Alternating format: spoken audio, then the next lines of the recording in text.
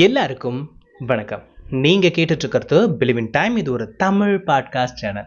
நம்மளோட பாட்காஸ்ட் சேனலுக்கு நீங்க வரது தான் ஃபர்ஸ்ட் டைம் இருந்துச்சுன்னா ஒரு சின்ன இன்ட்ரோடக்ஷன் மட்டும் நம்ம சேனலை பத்தி கொடுத்துக்கிறேன். இது எது மாதிரியான சேனல் அப்படின்னு பாத்தீங்கன்னா, உங்களோட பர்சனல் லைஃபை டெவலப் பண்ணக்கூடிய குட்டி குட்டி தகவல்கள், நிறைய கருத்துக்கள், நிறைய கதைகள் நம்மளோட பாட்காஸ்ட் சேனல் வந்து உங்களுக்கு கிடைச்சிக்கிட்டே இருக்கும். அந்த வகையில இன்னைக்கு நம்ம எதை பத்தி பேச போறோம் அப்படின்னு சொல்லி பாத்தீங்கன்னா, என் லைஃப்ல நான் நினைச்ச எல்லாமே நடக்கணும், நிறைய ஆசைலாம் இருக்கு, ஆனா நடக்கதான் மாட்டிருக்கு. பட் இனிமேலாவது என் ஆசைலாம் நடக்கணும்னு நான் நினைக்கிறேன். அப்ப நான் என்ன பண்ணணும்? இது மாதிரியான ஏதாவது கேள்வி உங்களோட மண்டையை சுத்தி சுத்தி ஓடிட்டு இருக்குன்னா, இந்த பதிவு கண்டிப்பா அதுக்கு ஒரு சொல்யூஷனா இருக்கும். வழக்கம் போல ஒரு கதை. ஒரு ஊர்ல பாத்தீங்கன்னா ஒரு பெரிய குரு வந்து விசிட் பண்ணியிருக்காரு. ஸோ அந்த குரு வந்திருக்காரு அப்படின்ற இன்ஃபர்மேஷன் அந்த ஊர்ல உள்ள எல்லா மக்களுக்கும் தெரியப்படுத்துறாங்க. ஏன்னா அவர் அவ்வளோ ஸ்பெஷல். அவர்கிட்ட எந்த ஒரு பிரச்சனைன்னு போனாலும் he got some solution for that. எல்லா பிரச்சனைக்கும் தீர்வு சொல்ற அந்த நபர்கிட்ட எங்களோட பிரச்சனையும் சொல்லணும் அப்படின்னு சொல்லிட்டு அந்த ஊர்லயே இருக்கிற 3 யங்ஸ்டர்ஸ் வந்து போறாங்க. அந்த 3 யங்ஸ்டர்ஸ் என்ன பண்ணியிருக்காங்க அப்படின்னு சொல்லிட்டு பாத்தீங்கன்னா, இப்பதான் ரீசெண்டா காலேஜ் பாஸ் அவுட் பண்ணியிருக்காங்க. அவங்களுக்கு அடுத்து தங்களோட கெரியர்ல என்ன பண்ணணும்ன்ற ஐடியா கூட கிடையாது. அப்படி இருக்கிற ஒரு 3 யங்ஸ்டர்ஸ்.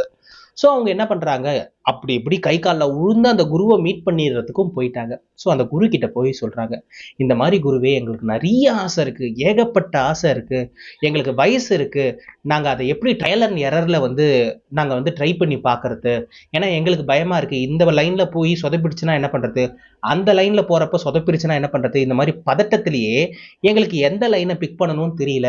பட் வயசு இருக்கு, நாங்க எதை வேணாலும் ட்ரை பண்ணிட்டு ரிட்டர்ன் வந்து எங்களுக்கு எது சேஃபோ அதை நாங்க பண்ண முடியும். பட் இருந்தாலுமே மனசுக்குள்ள தோன்ற ஆசையெல்லாம் நாங்க என்ன பண்றது, அந்த மாதிரி அந்த குரு கிட்ட கேட்கும். அந்த குரு பாக்குறாரு, மேல இருந்து கீழே வரைக்கும் பாக்குறாரு. ஸோ இவங்களோட ஏஜ், இவங்களுக்கு இருக்கிற ஆர்வம், இது எல்லாத்தையும் யோசிச்சுட்டு அவர் என்ன சொல்றாருன்னா, உங்களுக்கு ஒரு சொல்யூஷன் இருக்கு. அந்த சொல்யூஷன் என்ன அப்படின்னு சொல்லிட்டு பாத்தீங்கன்னா, நீங்க டெய்லி எழுதணும் அப்படின்ற மாதிரி சொல்றாரு. எது எழுதணுமா? சாமி, பொதுவா எல்லாரும் என்ன சொல்லுவாங்க, கோயில் எடுத்துட்டு போய் விளக்கு வைங்க, இத்தனை மண்டலத்துக்கு விளக்கு வைங்க, அப்படி இல்லையா அங்க பிரதர்சனம் போங்க, இந்த மாதிரி தானே சொல்லுவாங்க. இவர் ஃப்ராடு சாமியார் போல இருக்குடா, என்னடா எழுதலாம் சொல்லிட்டு இருக்காரு அப்படின்ற மாதிரி அந்த 3 பேர்ல ஒருத்தருக்கு அவர் மேல நம்பிக்கையே இல்லை. அதுக்கப்புறம் அவர் எக்ஸ்பிளைன் பண்றாரு, ஆக்சுவலி எழுதுறது அப்படின்றது என்னன்னா, உன்னோட அடி மனசுல என்னென்ன ஆசை இருக்குன்னு உனக்கே தெரியாது. அது எல்லாத்தையும் எழுதுறப்பதான், ஒரு பேப்பர்ல எழுதுறப்ப உன்னோட உன்னோட ஆசைகளுக்கு நீ உருவம் கொடுக்குற அப்படின்ற மாதிரி அந்த குரு வந்து சொல்றாரு. இல்ல எங்களுக்கு புரியல, இன்னும் கொஞ்சம் எலாபரேட்டா சொல்றீங்களா அப்படின்ற மாதிரி அந்த மீதி இருக்கிற 2 பேர் கேட்கிறாங்க. ஒவ்வொருத்தருக்குள்ளேயும் ஏகப்பட்ட ஆசைகள் இருக்கும். நம்ம கிட்ட ஆசைகள் மட்டும்தான் இருக்குமே தவிர, அதுதான் ஆசை அப்படின்ற அவேர்னஸ் கூட நம்ம மூளைக்கு தெரியாது. திடீர்னு ஒரு நாள் ஒரு விஷயம் ஸ்பார்க் மாதிரி வரும். ஓ, இதெல்லாம் எனக்கு ஆசை இருக்கா அப்படின்ற மாதிரி இருக்கும். ஸோ அதனால நீங்க என்ன பண்றீங்கன்னா, தினமும் உங்களுக்கு என்ன தேவையோ அதை எழுதுங்க. அதுதான் அஃபர்மேஷன் சொல்லுவாங்க. உங்க வாழ்க்கையில என்னென்னலாம் நீங்க ஆகணும்னு ஆசைப்படுறீங்களோ அது எல்லாத்தையும் எழுதுங்க. அது எல்லாமும் இப்போ இந்த நிமிஷம் நீங்க அடைஞ்சிட்ட மாதிரி தான் அந்த வாக்கியம் இருக்கணும் அப்படின்ற மாதிரி சொல்றாங்க. நான் ஒரு 5-6 எழுதுறேன், அதுவே எங்களுக்கு போதும் அப்படின்ற மாதிரி சொல்றாங்க. 5-6லாம் கிடையாதுப்பா, 30 அஃபர்மேஷன் நீங்க எழுதணும். 30 எழுதணுமா? அவ்வளவு ஆசையே எங்களுக்கு கிடையாதே அப்படின்ற மாதிரி 3 பேரும் ஷாக் ஆகுறாங்க. உங்களுக்கு ஆசை இருக்கோ இல்லையோ, உங்க கூட டைம் ஸ்பெண்ட் பண்ணுங்க. உங்க வாழ்க்கையில உங்களுக்கு என்னென்ன வேணும்னு நீங்க நினைக்கிறீங்களோ அது எல்லாத்தையும் அடைஞ்சிட்ட மாதிரி ஒரு 30 விஷயத்த வந்து எழுதுங்க அப்படின்ற மாதிரி அந்த குரு சொல்றாரு. இந்த 2 பேருக்கு ஓகே, குரு சொல்றாருன்னா ட்ரை பண்ணுவோம் அப்படின்ற மாதிரி இருக்கு. அந்த ஒருத்தனுக்கு இது ஒரு ப்ராடு சாமியார்ரா, அது என்னென்னத்தையோ சொல்லிட்டு இருக்கு, அதெல்லாம் நம்பிட்டு சட்டுப்புட்டுன்னு கிளம்புவோம், வாங்க நம்ம போய் வீட்டுல போயிட்டு எதனா படமாவது பார்ப்போம் அப்படின்ற மாதிரி சொல்லிட்டு இருக்கா. ஏய் சும்மாறா, அவர் ஏதோ சொல்ல வராரு. அதுக்கப்புறம் அவர் சொல்றாரு, அந்த 30 நாள் அந்த மாதிரி நாங்க எழுதி அதை படிச்சா போதுமா அப்படின்ற மாதிரி அந்த 3 பேர் கேட்கிறாங்க. இது மட்டும் கிடையாது, இன்னொன்னும் நீங்க எழுத விடுறியே, நான் அப்பவே சொல்லல இவன் ப்ராடுன்ட்டு, போன வாட்டி ஏதோ டீச்சரா இருந்திருப்பான் போல இருக்கடா, ஹோம்ஒர்க்கா கொடுத்து தள்ளுறான், அதை எழுது இதை எழுதுன்ட்டு. தம்பி கொஞ்சம் அமைதியா இருப்பா. 2வதா நீங்க எழுத வேண்டியது to do list. To do லிஸ்டா? ஏற்கனவே தான் அஃபர்மேஷன் எழுதியிருக்கோம்ல, 10க்கு எதுக்கு டு டூ லிஸ்ட் எழுதணும்? உங்களோட அஃபர்மேஷன் ஷீட்ல பாத்தீங்கன்னா கிட்டத்தட்ட 30 ஆசைகளை எழுதிருப்பீங்க. அந்த 30 ஆசைகளும் உங்களுக்கு அட் பிரசன்ட்ல இருக்கிற மாதிரி நீங்க எழுதிருப்பீங்க. இப்போ நீங்க என்ன பண்ணணும்னா, உங்களோட டு டூ லிஸ்ட்ல இன்னைக்கு நான் என்ன பண்ண போறேன் அப்படின்ற விஷயத்தை எழுதணும். அதை எழுதி முடிச்சதுக்கு அப்புறம் உங்களோட அஃபர்மேஷனை வச்சு அதை ஒப்பிட்டு பாருங்க. உங்களோட ஆசைகளுக்கு ஏத்த மாதிரி தான் இன்னைக்கு நாள் நடக்கணும் அப்படின்ற மாதிரி ப்ரோக்ராம் பண்ணிருக்கீங்களான்னு பாருங்க. அப்படி ப்ரோக்ராம் பண்ணாம இருக்கிறீங்க, வேற என்னென்னத்தையோ எழுதிருக்கீங்க அப்படின்ற மாதிரி உங்களுக்கு தோணுச்சுன்னா, உங்களோட டு டூ லிஸ்ட்டை நீங்க மாத்தி தான் ஆகணும். ஏன்னா நீங்க ஆசைப்படுற விஷயம் ஒன்னாவும், ஆனா அன்னைக்கு பண்ண போற விஷயம் வேற ஒன்னாவும் இருந்துச்சுன்னா, ஆசை ஆசையாவே இருக்குமே தவிர அது நிஜத்துல நடக்கவே நடக்காது. ஸோ நீங்க டு டூ லிஸ்ட் எழுதுறப்ப உங்களோட ஆசைக்கு பொருந்துற மாதிரி ஒரு சின்ன ஸ்டெப் இன்னைக்கு நான் பண்ண போறேன் அப்படின்ற மாதிரி எழுதிக்கிட்டே வாங்க. இதை நீங்க தொடர்ச்சியா பண்றப்ப என்ன ஆகும் அப்படின்னு சொல்லிட்டு பாத்தீங்கன்னா, உங்களோட சப்கான்சியஸ்க்கே ரொம்ப அழகா புரிய வரும். இவன் இதுக்கு தான் ஆசைப்படுறானா, அப்ப கொடுத்து விடுவோம், ஒன்றும் பிரச்சனை இல்லை. உனக்கு வேலை வேணுமா, சரி வேலை சம்பந்தப்பட்ட நிறைய பிரின்ஸை இவனோட வாழ்க்கையில கொடுப்போம் அப்படின்ற மாதிரி உங்களோட சப்கான்சியஸே உங்களுக்கு வேண்டியதை த்ரோ பண்ணும் அப்படின்ற மாதிரி சொல்றாரு.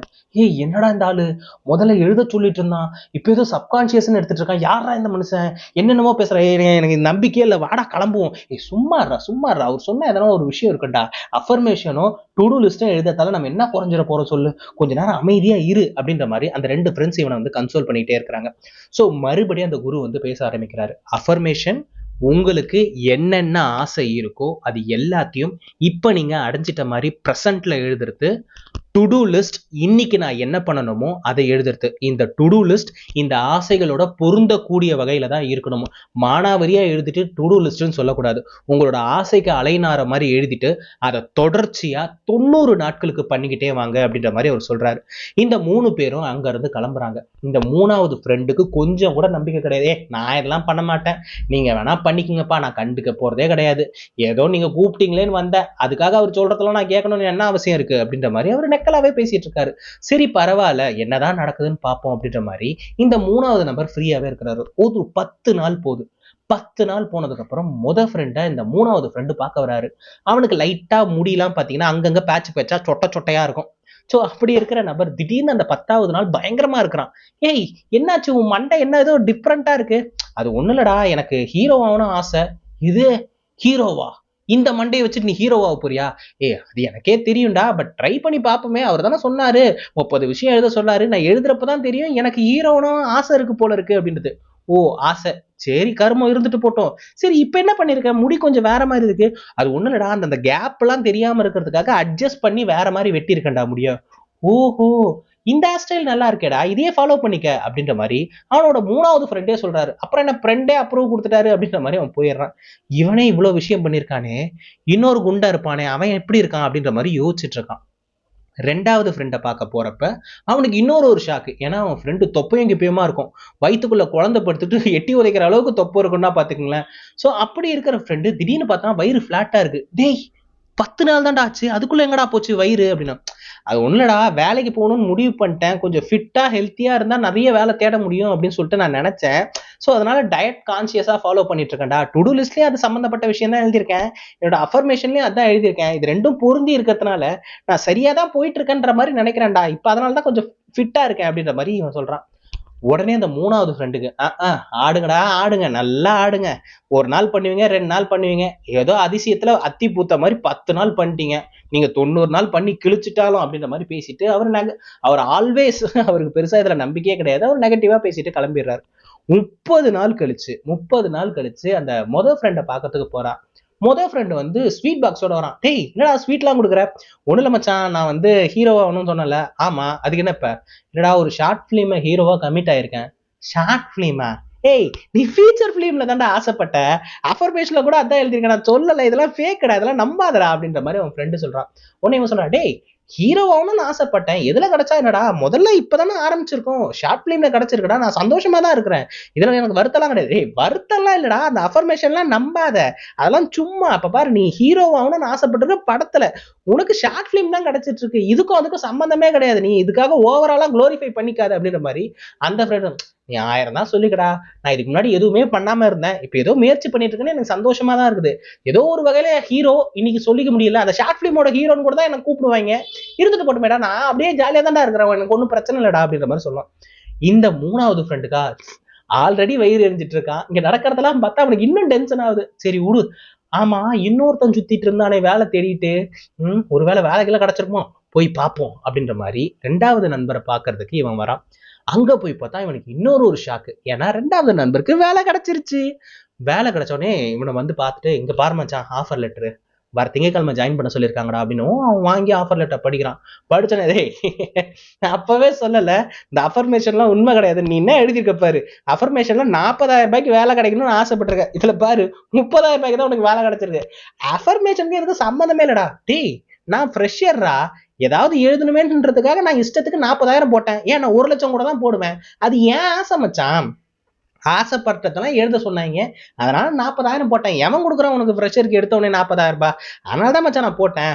பரவாயில்லடா, 30,000 ரூபாய் மட்டும் என்ன கம்மி தொகையா என்ன? எனக்கு ஃப்ரெஷரு, நான் இனிமேல் தான் கொஞ்சம் கொஞ்சமா கத்துக்க போறேன், ஒன்றும் பிரச்சனை இல்லை மச்சான், நான் ஹாப்பியா தான் இருக்கிறேன் அப்படின்ற மாதிரி சொல்லவும், இந்த 3வது நண்பருக்கா டென்ஷன் ஆயிட்டு இருக்கு. என்னடா இவனுங்க அஃபர்மேஷன், டு டூ லிஸ்ட் இதெல்லாம் நம்பிக்கிட்டு இதை ஃபாலோ பண்ணிட்டு ஏதோ குருட்டாம் போக்குல ஏதோ நடக்குது, இவனுங்க அதை பிலீவ் பண்ணிட்டு வேற இருக்கிறானுங்க அப்படின்ற மாதிரி நினைச்சிட்டு இருக்காரு. ஸோ 90 நாளும் போகுது. 90 நாள் போனதுக்கு அப்புறம் இவருக்கா ஸ்ட்ரைக் ஆகுது. ஐயோ 90 நாள் ஆயிடுச்சு, இவனுக்கு எழுதுனதான் நடந்திருக்குமோ அப்படின்ற மாதிரி பதட்டத்துல நண்பரை பார்க்க போறாரு.